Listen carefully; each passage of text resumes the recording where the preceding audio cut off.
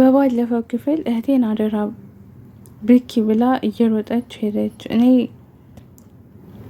ከእቅፉ ባልወጣሁ እያልኩኝ ጭምቅ አርጌ አቀፍኩት ነበር ብለን ያቆምነው።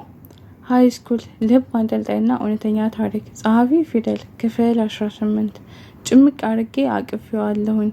እንዳትስሚኝ የሚለውን የብኪ ንግግር ረስቼዋለሁ። ለነገሩ በዛ ምሽት ማንም አይመጣም በሚል መተማመን ከእቅፉ ተደበቅኩኝ። እንዳልቀርበው ነግሮኝ ነበር። ሳቅፈው ግን ራሱ ጸጉሬን እያሻሸ ተከፍተሽ ማየት አልፈልግም እናቴ፣ ተከፍተሽ ሳይሆን በሳቅሽ ብዛት ከሆነ ብቻ ነው እንባሽ ሲወርድ እማየው አለኝ።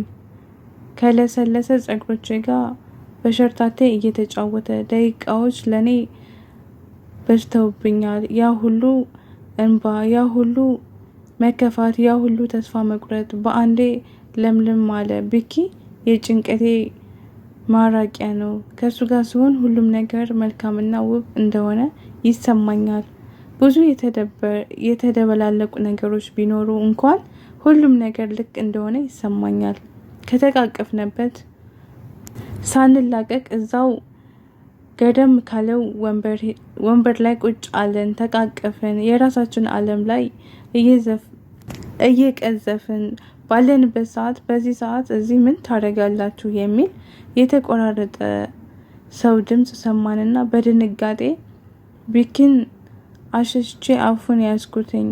ወይኔ አባቱ ወይም አንድ አስተማሪ ያዘን በቃ ብዬ በፍርሃት ቀጥልል ነበር። ችግሩ ግን እኔ እንደፈራሁ ሳይሆን ባልጠበኩበት ሁኔታ እዩ ነበረ።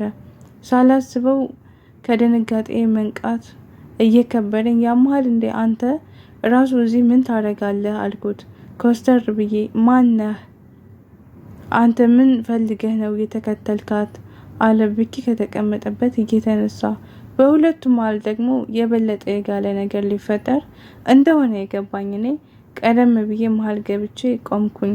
አንተ ራሱ ማን ነህ በዚህ ሰዓት እዚህ ይዘሃት የምትመጣው ብሎ እዩ ነገሩን አባባሰው። ጧት ላይ ነገርኩህ እኮ ልመደው፣ ልክ የአሁኗ ፍቅረኛዋ የወደፊት ባሏ ነኝ አለ።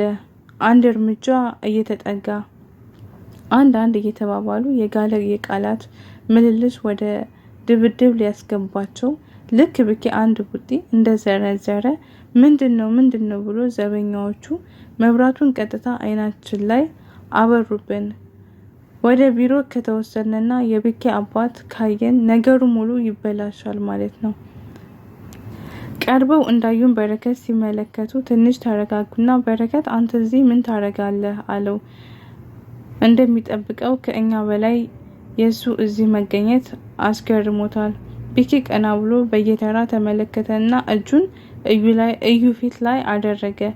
እያስቸገረ ስለነበር ነው የመታሁት ብሎ እዩ ላይ ለመበቀል ሞከረ። ዘበኛዎቹ መብራቱን ወደሱ እያዞሩ ናንተ ልክስክስ ብለው ትከሻውን ሲይዙት አረ እንደዛ አይደለም ከፍቶኝ እያለቀስኩ ነበር። ከዛ እሱ ሊያባብለኝ እየሞከረ ሳለ በረከት መጣና ቅርበታችንን ባለማወቅ ደብሮት ነው እያስቸገረ መስሎት ነው ብዬ ነገሩን ማስተካከል ሞከርኩኝ። ከአጠገቤ በተቃራኒው ግን በረከት በፌስ ተመለከተኝና ነው እንዴ ይቅርታ አላወኩም ነበር ብሎ የሆነ አይነት አስተያየት አየኝና ጥሎኝ ሄደ። በሰዓቱ እሱን ልከተል ለዘበኛዎቹ ላሳምን ግራ ገብቶኝ እንደዛ አይደለም አረ ሲል እዩ ችግሩን መፍታት ነበረብኝና ብኪን በኋላ አወራዋለሁ ብዬ ዘበኛዎቹን አሳምኜ ወደ ድሬም ተመለስኩኝ። ስልኬን አውጥቼ ብኪ ካደወልኩኝ አያነሳም። አኩርፎ ነው ብዬ እናቴ ጋር ደውዬ አውርቼ ተኛው። ሌሊቱ ሙሉ ሲያቃዥ መጥፎ ህልም ሳይ አድሬ ሊነጋጋ ሲል እንቅልፍ ወሰደኝ። አቡ በረከት የሚል የጀሪ ድምጽ ያለ መከልከል ድምጽ ካሸለብኩት ከእንቅልፍ አነቃኝ። በረከት የሚለው ስም በጆሮዬ ጥልቅ ብሏል። በረከት ምን ሆነ አልኳት ከተኛሁበት ብርግግ ብዬ እየተነሳው። ተረጋጊ አቡ ተረጋጊ መጀመሪያ አለችኝ። አልጋው ጠርዝ ላይ እየተቀመጠች። እኔ ግን ያለማቋረጥ ቢኪ ምንድነው የሆነው ንገሪኝ ቶሎ እያልኩኝ መለፍለፍ አላቆምኩም። ምን ያህል እንደምወደውና እንደማስብለት ለማረጋገጥ በሰዓቱ ያየን ሰው የሚያውቀው ነገር ነው። ማንነቱን እንኳን ሳላቀው ህልሜን የማታ ጥላዬንና ስልክ አለማንሳቱን አገጣጥሞ የሆነ ነገር ሆነ ብዬ ደምድሜያለሁ። እጄ ይንቀጠቀጣል፣ እንባዬ መጣ። የሆነ ነገር ሆኖ ነው ብዬ ፈርቻለሁ። በዛ ሁሉ ግራ መጋባት ስሜት ተውጬ ጀሪዝም ማለት ደግሞ ይበልጥ አስደነገጠኝ። ለምንድነው የማትነግሪኝ ብዬ በኃይል ጮኩባት። ሳትረጋጊ እንዴት ልንገርሽ? አዳምጪ እንጂ መጀመሪያ አለችኝ። ከኔ በላይ እሷ ተናዳ አየችኝና አሳዘንኳት መሰለኝ። መልሳ አጠገቤ ቁጭ አለችና ተረጋጊ፣ ታሞ ሐኪም ቤት ነው እንደሆነ ብቻ ነው የሰማሁት፣ ሌላ ነገር አላቅም አለችኝ። ሙሉ በሙሉ የጥፋተኝነት ስሜት ተሰማኝ። ማታ እሱን ሳልከተለው እንደከፋው አውቃለሁ። ችግሩን ላቅለው ብዬ ነበር እንደዛ ያደረኩት። ምን ተፈጥሮ ነው? ምን ሆኖ ነው? ምኑን አሞት ነው? የት ሆስፒታል ነው? የሚል የመዓት ጥያቄ በአንዴ አዘነብኩባት። ይበልጥ ጨነቃት። ኡፍ አላቅም ብላ ሳታስበው ጮኸችብኝ። ተረጋጊ አበለሰብ፣ እኔ ያብ ነው ደውሎ የነገረኝ ሁሉንም ጥያቄ እሱን ጠይቂው፣ ተረጋጊና ልብስ ቀይረሽ ነይ ብላኝ ተነስታ ወጣች። ያለማካበል በጣም ፈርቼ ነበር።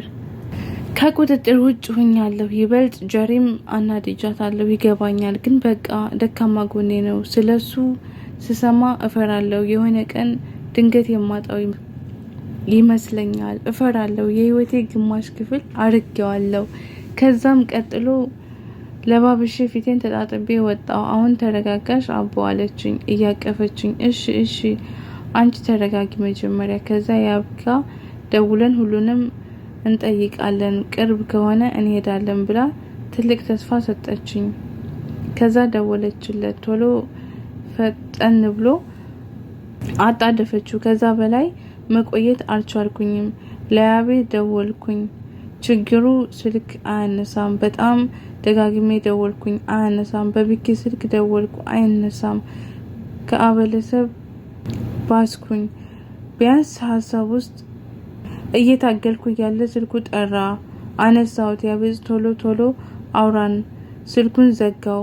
አቡን ይዘን እየሮጥን ከግቢ ወጣን። ወደ ተባልነበት ቦታ እየሮጥን መሄድ ጀመርን። የማይደርስ የለም። ደረስን። እንደምንም ደረስን። ገና ስናይ ቢኪን ብዙ ነገር ተደርድረዋል ይላል። ታዲያስ ቤተሰብ በቀጣይ ፓርት እንገናኛለን። ሀሳብ አስተያየት ካላችሁ ኮሜንት ላይ አስቀምጡልኝ። ቸር ሰንብቱ ቤተሰብ።